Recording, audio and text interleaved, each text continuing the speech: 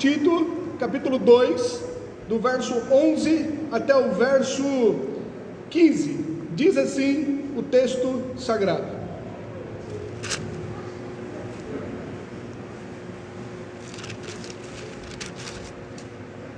Porque a graça salvadora de Deus se ha manifestado a todos os homens, ensinando-nos que, renunciando à impiedade e às concupiscências mundanas, vivamos nesse presente século sóbria e justa e piamente, aguardando a bem-aventurança da esperança e o aparecimento da glória do grande Deus e nosso Salvador Jesus Cristo, o qual se deu a si mesmo por nós, para nos remir de toda a iniquidade e purificar para si um povo seu, especial, zeloso de boas obras.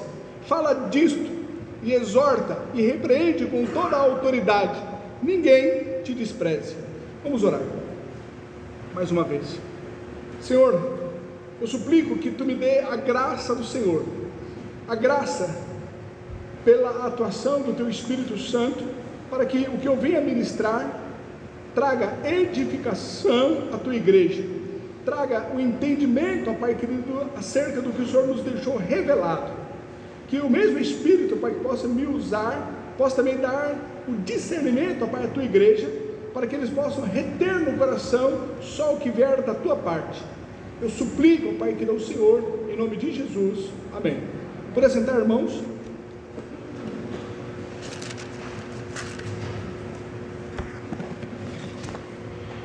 Nós vimos na semana passada, nos versos anteriores, que nós devemos estar animando, fortalecendo, encorajando aos jovens, assim como nós também devemos estar fazendo com toda a igreja. Essa palavra exortar, que nós vimos aqui no contexto anterior, no verso 6, onde Paulo ele instrui a Tito para que exorte aos jovens, é a mesma palavra que nós vemos em um contexto relacionado a toda a igreja. Então, nós temos que, da mesma forma que exortamos toda a igreja, também estar exortando os jovens, fortalecendo, animando, encorajando a eles. Aprendemos também que o nosso viver nos dá autoridade para pregarmos, que é através da nossa vida que nós teremos ter autoridade para poder proclamar o Evangelho.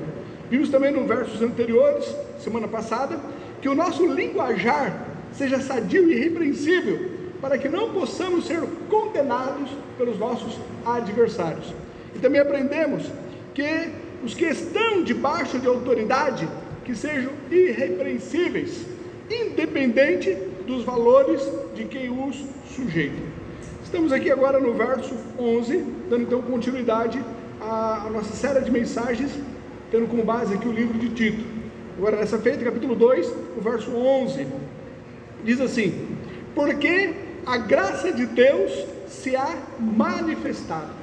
Quando nós vemos aqui este porquê no verso 11, este porquê, ele está relacionado ao que Paulo acabou de falar nos versos 9 e no verso 10, onde ele exorta ali aos servos para que eles tenham uma vida santa, para que ele venha ter uma vida de sujeição aos seus senhores, sendo leais com os seus senhores e não os defraudando em nada. Paulo então, ele demonstra a razão pela qual esses servos eles deveriam ter essa vida de santidade, essa vida de compromisso, essa vida de lealdade para com os seus senhores, porque esses servos deveriam se sujeitar aos seus senhores. O motivo é porque eles foram salvos, porque a graça de Deus se manifestou sobre eles, porque eles haviam sido alcançados pela misericórdia de Deus. Então, visto que eles foram salvos, então, pela graça, pelo amor, pela benevolência de Deus, eles deveriam viver de acordo com o que eles receberam, de acordo com o que eles foram alcançados com a graça de Deus. Colossenses, capítulo 2, o verso 6 diz: Como, pois, recebestes o Senhor Jesus Cristo, assim também andai nele. Colossenses, capítulo 3, do 1 ao 5 diz: Portanto, se já ressuscitastes com Cristo, buscai as coisas que são de cima, onde Cristo está assentado à destra de Deus. Pensai nas coisas que são de cima, e não nas coisas da terra, porque já estáis mortos, e a vossa vida está escondida com Cristo em Deus. Quando Cristo, que é a nossa vida, se manifestar, então também vós vos manifestareis com Ele em glória. Mortificai, pois, os vossos membros que estão sobre a terra: a prostituição, a impureza, a afeição desordenada, a vil concupiscência, a avareza, que é a idolatria. É esse o sentido aqui que Paulo ele fala no verso 11, porque a graça salvadora de Deus se há manifestado. Porque os servos, eles foram alcançados pela misericórdia, pela graça, eles foram salvos, e agora, em virtude disso, eles devem viver de acordo com essa nova vida que eles receberam em Cristo Jesus. O verso 11 então continua, trazendo salvação a todos os homens. Essa graça trouxe salvação a todos, não somente aos senhores dos escravos, mas ele está mostrando que esses servos, eles também foram salvos. A graça salvadora alcançou a todos, inclusive os escravos, inclusive esses que estavam ali sendo brutalmente tratados pelos seus senhores. Não obstante eles estarem ali numa condição de escravo, mas em Deus eles eram livres. Em Jesus Cristo eles foram salvos.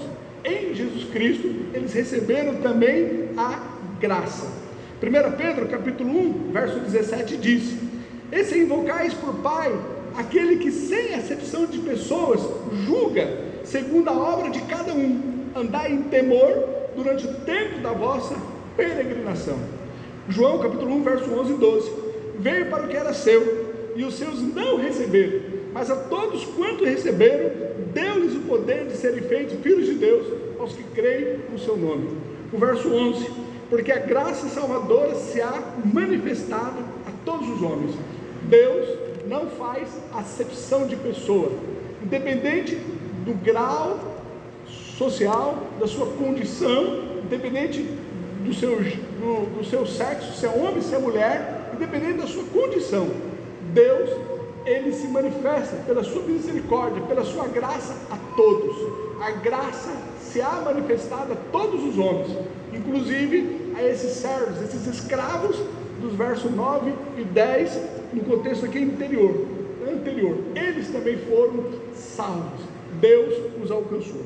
O verso 12: ensinando-nos que essa graça que os salvou é uma graça que também nos ensina, é uma graça que discipula a cada um de nós, é uma graça que nos capacita a viver em santidade.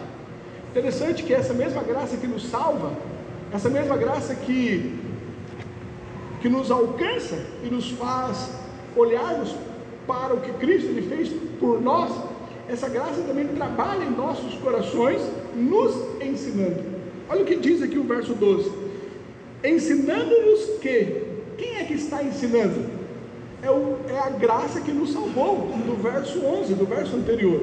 Então, esse mesmo Deus que nos salva, ele também nos transforma, ele nos ensina, ele investe em nossa vida para que nós possamos servi-lo de acordo com a sua palavra. É a graça dele que nos ensina, ensinando-nos. Quem é que está nos ensinando? É a graça que nos salvou, do verso 11. Filipenses capítulo 4, do 11 ao 12 diz: não digo isto por necessidade, porque já aprendi a contentar-me com o que tenho, sem estar abatido e sem também ter em abundância. Em toda a maneira e em todas as coisas estou instruído, tanto a ter fartura como a ter fome, tanto a ter abundância como a padecer necessidade. Paulo aqui, ele diz que ele pode todas as coisas naquele que o fortalece, naquele que infunde força nele, mas ele pode todas as coisas como resultado de Deus ter instruído a ele, de Deus ter transformado a vida dele. Ele diz aqui que ele aprendeu, que ele foi instruído em todas as coisas, ele foi ensinado pela graça de Deus sobre a vida dele. É maravilhoso nós sabermos que nós temos um Deus que tem trabalhado em nossas vidas, um Deus que tem nos transformado, um Deus que tem nos ensinado a nós andarmos na sua santa presença, um Deus que tem mudado o nosso estilo de vida, que era contrário à sua palavra, mas agora a graça de Deus, ela tem nos ensinado. E essa graça de Deus foi a mesma graça que pôde dar o suporte, a estrutura, ensinar esses servos a eles viverem de uma forma que eles não viessem a defraudar, não viessem a ser negligentes em relação aos seus senhores. O que fez com que esses escravos fossem leais aos seus senhores foi porque a graça de Deus os ensinou. 2 Coríntios capítulo 12, o 9 ao 10 diz: e disse-me, a minha graça te basta, porque o meu poder se aperfeiçoa na fraqueza. De boa vontade, pois, me gloriarei nas minhas fraquezas, para que em mim habite o poder de Cristo. Por isso sinto prazer nas fraquezas, nas injúrias, nas necessidades, nas perseguições, nas angústias por amor de Cristo, porque quando estou fraco, então sou forte. Paulo, ele mostrando também que é a graça de Deus que lhe basta, a graça de Deus que dá condições a ele, a não obstante as adversidades da vida, o espinho na carne, ele poder estar ali firme no Senhor, porque a graça, o poder de Deus se aperfeiçoa na fraqueza dele. Essa é uma lição aqui maravilhosa para nossas vidas, porque sabemos que o mesmo Deus que começou a boa obra dele em nós, ele irá aperfeiçoar. Nós fomos salvos pela bondade, pela graça de Deus, e esse mesmo Deus está conosco todos os dias. Ele disse: não te deixarei, não te desampararei. Ele está conosco, ele continua a trabalhar, ele continua a nos ensinar, continua a investir em nossas vidas, a nos ajudar a estarmos vivendo uma vida santa na presença dele. Olha aqui como fica o verso 11 e o verso 12: porque a graça salvadora de Deus se há manifestado a todos os homens, ensinando-nos. É a graça que nos salvou, ela que nos ensina. Dando então continuidade ao verso 12: renunciando à impiedade e às concupiscências mundanas. A palavra aqui, impiedade, vem a ser tudo o que é contrário a Deus. Impiedade é tudo que é contrário à santidade, ao caráter de Deus. Podemos ter aqui um vislumbre disso em Gálatas capítulo 2, do 5 ao 19. Porque as obras da carne são manifestas, as quais são adultério, prostituição, impureza, lascívia, idolatria, feitiçaria, inimizades, porfias, emulações, iras, pelejas, dissensões, heresias, invejas, homicídios, bebedices, glutonarias e coisas semelhantes a estas, acerca das quais vos declaro, como já antes vos disse, que os que cometem tais coisas não herdarão o reino de Deus. A impiedade pode então englobar todas as coisas, tudo que é contrário à santidade de Deus. Aí ele diz que essa graça, ela nos ensina que, renunciando à impiedade e a concupiscências mundanas. O que vem a ser concupiscência mundana? Se refere a todas as afeições da carne, é tudo que diz respeito à nossa natureza carnal, tudo que é contrário à nossa nova vida em Cristo, tudo que diz respeito à nossa vida sem Deus. 1 João capítulo 2, do 15 ao 16 diz: não ameis o mundo e nem o que no mundo há. Se alguém ama o mundo, o amor do Pai não está nele, porque tudo o que há no mundo, a concupiscência da carne, a concupiscência dos olhos e a soberba da vida, não é do Pai, mas do mundo. Então essa graça nos ensina que nós devemos renunciar à impiedade e às concupiscências mundanas. Veja bem, por mais que é a graça de Deus que nos transforma, por mais que seja a graça de Deus que nos ensina, por mais que seja Deus que tem intervindo em nossas vidas, para que nós sejamos aperfeiçoados, moldados segundo o caráter de Cristo, nós sabemos que somos nós que temos que renunciar. A graça nos ensina, mas a renúncia, a ação, a disposição em deixar as coisas mundanas, em fazer o que é contrário à santidade de Deus, essa disposição para renunciar tem que partir de nós, tem que partir por um esforço nosso. Sou eu que tenho que dizer não ao que é contrário à palavra de Deus. Sou eu que tenho que tomar a decisão em não fazer o que é contrário às escrituras sagradas. Por mais que seja a graça de Deus que me ensina, sou eu que tenho que renunciar às obras da carne. Sou eu que tenho que mortificar o meu eu. Sou eu que tenho que tomar a decisão em querer obedecer a Deus ou em querer desobedecê-lo. Sou eu que tenho que fugir do que contraria a palavra de Deus, o que é contrário à santidade de Deus. Então a graça de Deus me ensina, mas ela me ensina a eu renunciar. A renúncia, a disposição em cumprir a vontade de Deus, em mortificar a carne, tem que ser uma atitude sua, uma atitude minha, uma atitude nossa. Somos nós que temos que tomar a decisão em viver para a glória de Deus. Lucas, capítulo 14, o verso 27, o verso 33. E qualquer que não levar a sua cruz e não vier após mim, não pode ser meu discípulo. Assim, pois, qualquer de vós que não renuncia a tudo quanto tem, não pode ser meu discípulo. Levar aqui a cruz não é fazer, pensarmos aqui em algo que seja um peso, algo que é angustiante para nós. Cruz aqui é sinônimo de morte. Quando então Jesus lhe fala que qualquer que não levar a sua cruz não pode ser meu discípulo, visto que cruz é sinônimo de morte, é qualquer que não levar a sua morte, qualquer que não se mortificar, qualquer que não renunciar o seu eu, qualquer que não abandonar os prazeres do mundo, qualquer que não matar a sua carne. Se você não renuncia, você não pode ser discípulo do Senhor. Lucas, capítulo 16, o verso 16 diz: a lei e os profetas duraram até João, desde então é anunciado o reino de Deus, e todo homem emprega força para entrar nele.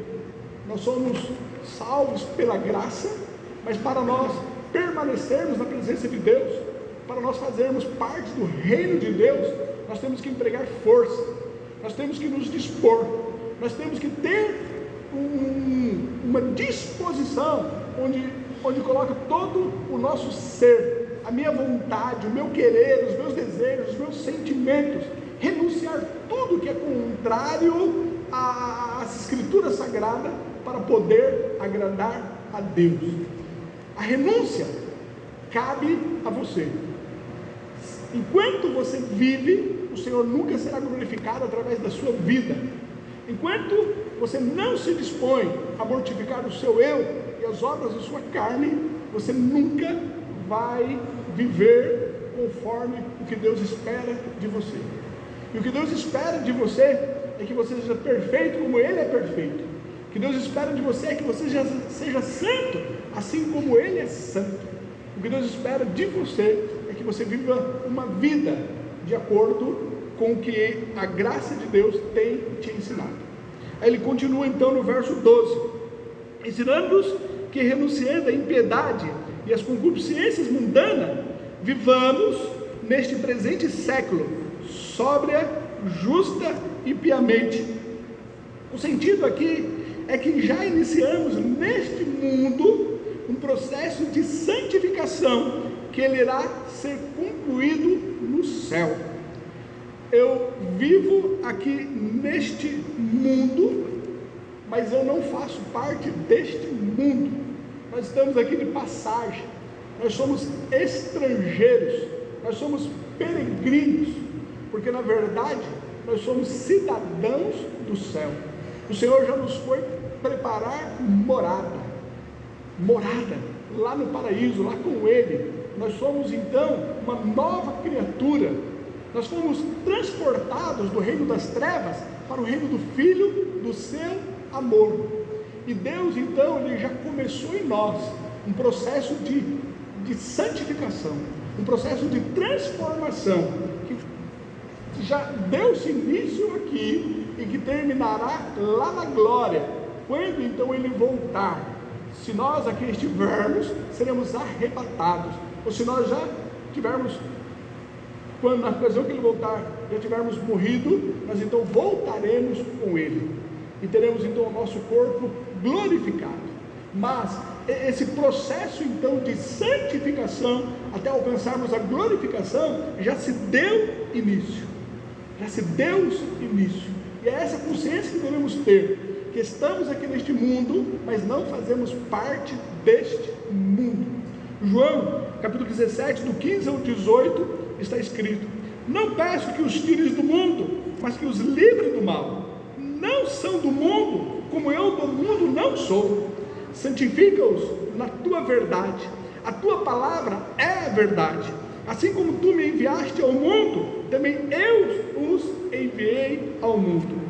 2 Coríntios capítulo 3, no verso 18: mas todos nós, com o rosto descoberto, refletindo como espelho a glória do Senhor, somos transformados de glória em glória, na mesma imagem, como pelo Espírito do Senhor. Nós não somos deste mundo, como o Senhor não era deste mundo. E aqui nós estamos em um processo de mudança, de transformação, de glória em glória.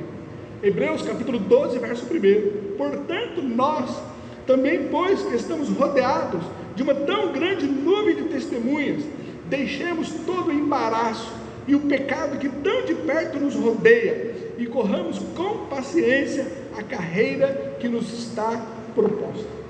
Nós renunciamos, e Deus então nos molda segundo o caráter de Cristo. Nós somos então transformados de glória em glória, almejando então o retorno dele. É isso que ele diz aqui no final do verso 12. Vivamos nesse presente século sóbria, justa e piamente. Vivamos aqui de uma forma que seja consistente com o nome que nós levamos.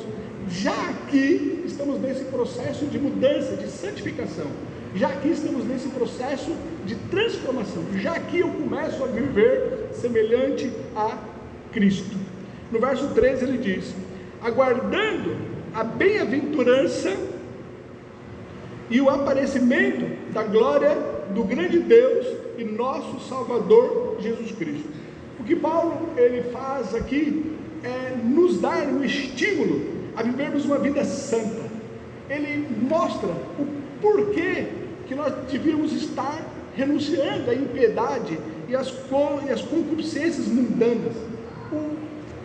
Uma motivação para nós estarmos compromissados com o senhorio de Cristo. A motivação é a certeza do retorno de Cristo, que Cristo irá aparecer em glória. Nós vivemos nesse presente século sóbria, justa e piamente, aguardando a bem-aventurança da esperança e do aparecimento da glória do grande Deus, do nosso Senhor Jesus Cristo. Porque nós temos a certeza que o Senhor vai voltar, porque temos a certeza que Ele voltará para buscar a sua igreja. Por isso, por essa certeza, por essa convicção, nós aqui vivemos uma vida segundo a vontade dele. O Senhor Jesus Cristo, Ele disse que viria, e Ele veio. O Senhor Jesus Cristo, Ele disse que morreria, e Ele morreu. O Senhor Jesus Cristo disse que ressuscitaria, e Ele ressuscitou. O Senhor Jesus Cristo disse que voltaria. Nós cremos, estamos então aqui aguardando o seu retorno. E porque nós cremos no seu retorno, isso é um estímulo para vivermos aqui uma vida santa. 1 Tessalonicenses capítulo 3, do 12 ao 13 diz: e o Senhor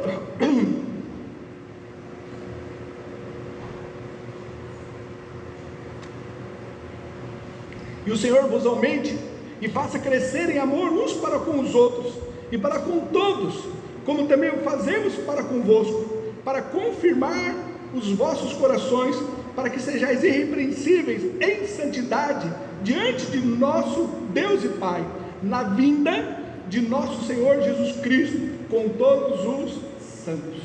É essa convicção que o Senhor irá voltar, um estímulo para vivermos então uma vida santa. O verso 14: o qual se deu a si mesmo por nós, para nos remir de toda a iniquidade e purificar para si um povo seu especial. Paulo aqui ele continua nos dando aqui mais motivos, mais estímulos para nós vivermos uma vida em consagração, uma vida servindo ao Senhor. Ele nos redimiu, Ele nos comprou com o seu próprio sangue, mas Ele nos comprou e nos fez para si um povo especial. Nós somos um povo separado, nós somos agora a família de Deus, nós somos o povo de Deus, nós somos o corpo de Cristo, nós somos a geração santa.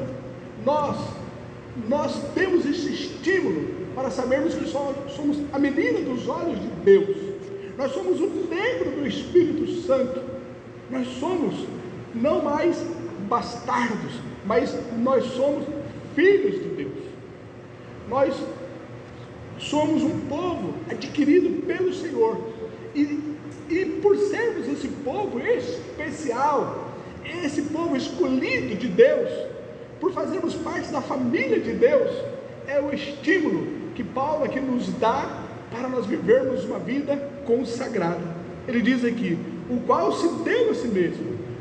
Jesus Cristo morreu por nós, Ele se deu por nós, para nos remir de toda iniquidade e purificar para si um povo especial. Nós somos um povo especial, esse povo que foi redimido, esse povo que foi comprado com o sangue do Cordeiro, esse povo que foi escolhido por Ele, é um povo especial. Se eu assim reconheço isso, se eu sou uma geração eleita, eu faço parte da família de Deus, eu tenho essa consciência, isso gera em mim o desejo de me consagrar a Deus.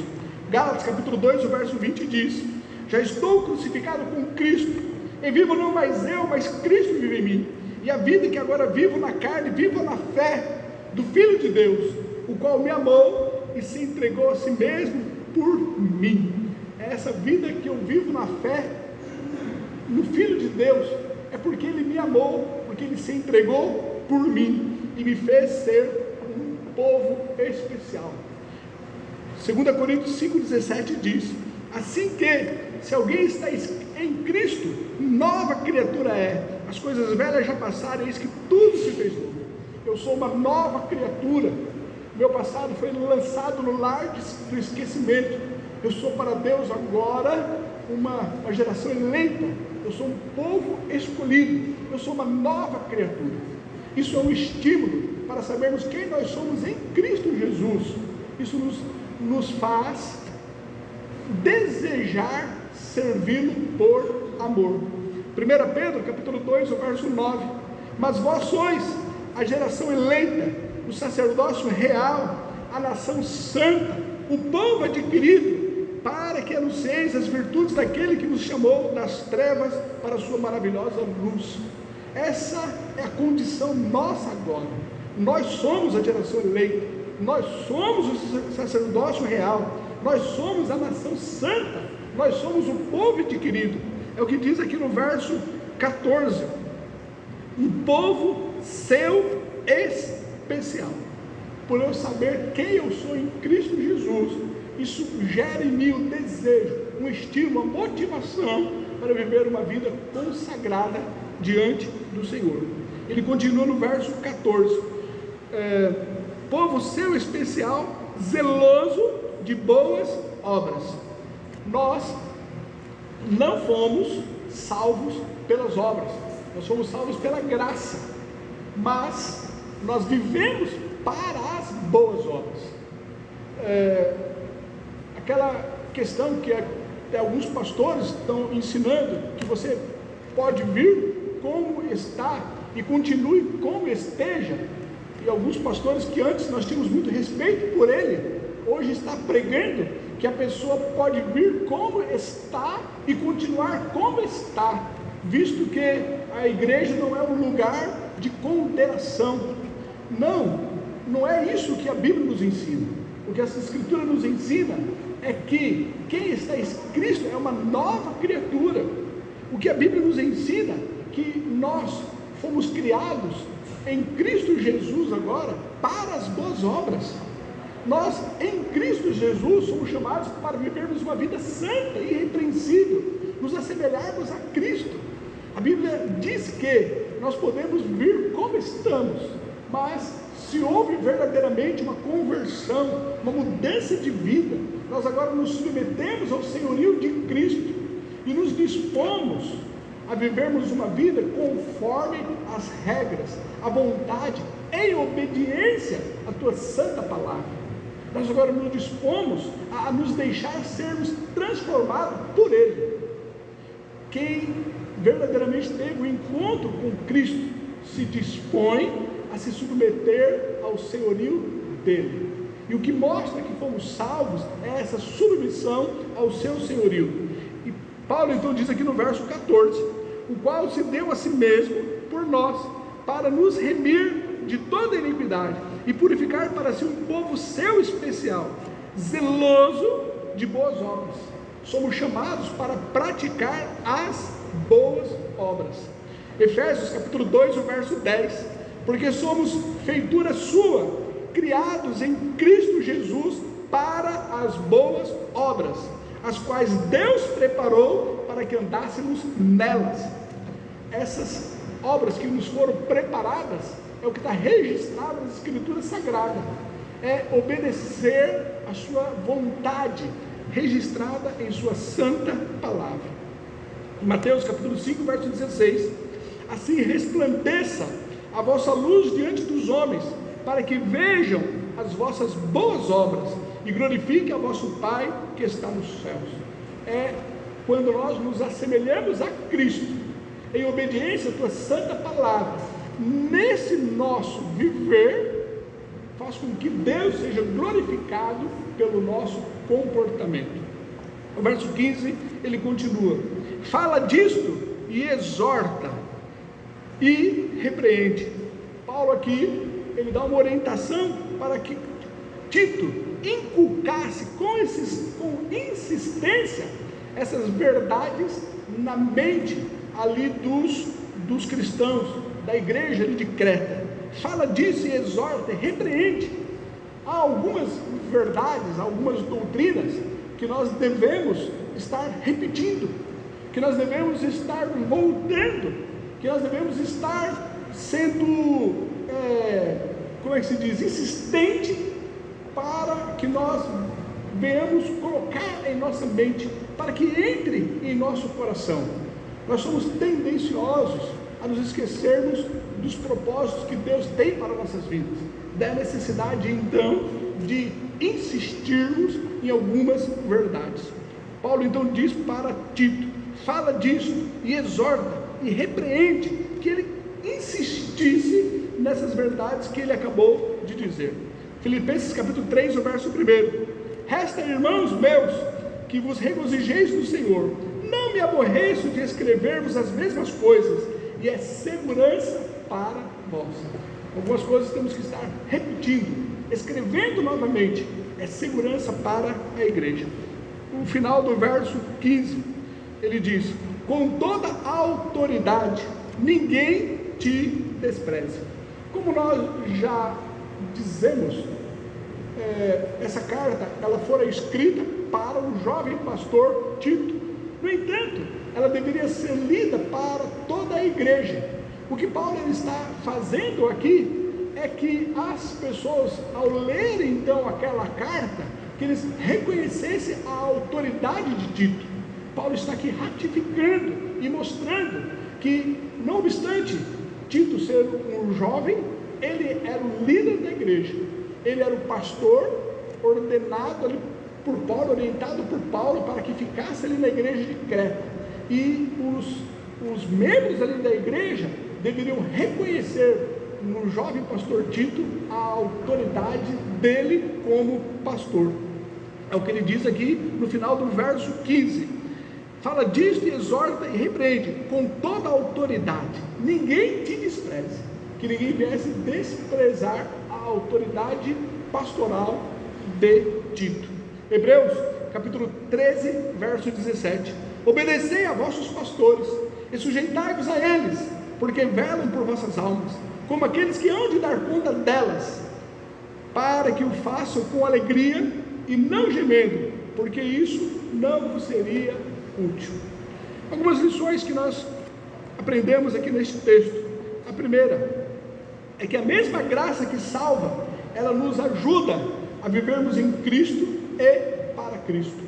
Uma segunda verdade que esse texto aqui nos ensinou, ainda que a graça nos capacita a vivermos em Cristo, somos nós que devemos renunciar à nossa vida pregressa. Uma terceira verdade que o texto aqui nos ensinou é que nós somos salvos para resplandecermos a glória de Cristo. Somos salvos para andarmos em novidade de vida. E também esse texto nos ensina que tanto a vinda de Cristo quanto o que nós somos em Cristo deve ser incentivos para vivermos em novidade de vida. Que Deus nos ajude. Vamos orar. Senhor, obrigado pelas tuas verdades deixadas aqui em tua palavra, que assim como essa carta ela fora lida ali na igreja de Creta, que aqueles membros aprenderam essas verdades, que da mesma forma nós venhamos aprender a nos deixar sermos moldados pelo Senhor, ensinados, ó Pai, pela tua graça, mas que nós também, ó Pai, venhamos nos propor a renunciar do mundo, a rejeitar tudo que não convém. Nós venhamos mortificar, ó Pai, a nossa carne, que haja uma disposição, um desejo nosso, Senhor. Pai, que nós venhamos, ó Pai, nos sujeitar à autoridade pastoral, que nós venhamos, ó Pai querido, entender que nós somos um povo especial, e que o Senhor irá voltar, e que diante disso, seja uma motivação para vivermos uma vida consagrada ao Senhor. Obrigado, ó Pai, porque o Senhor está conosco. Eu oro a Ti e agradeço, em nome de Jesus, amém.